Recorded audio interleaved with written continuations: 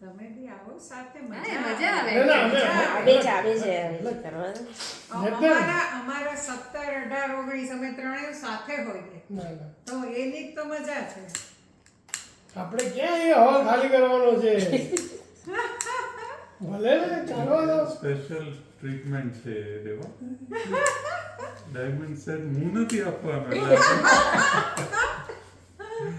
હવે અવંતીએ જિગ્નેશભાઈને ઓળખે છે ને હું એ નિમિષને ઓળખું